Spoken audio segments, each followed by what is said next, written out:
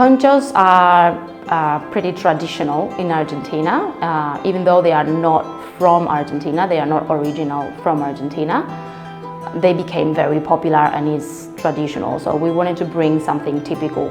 For me, wearing a poncho is pretty special because they are handmade and they have got that effort of the people that made them, and they have learned and perfected a technique that express not just a way of living, but their cultural identity. And that's what we want to show to Australia, our culture.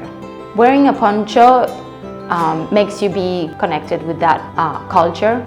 We think that products that are handmade are made with love. A poncho takes about 3 days to be made. It's not something that you do quickly by a machine. You need to put dedication, design, quality, and time. And that time, we think that it's an expression of love. These ponchos are hand-loomed. It's a wooden frame that hold the threads or the wool, and it helps to interlace all the yarn, the wool, and the threads.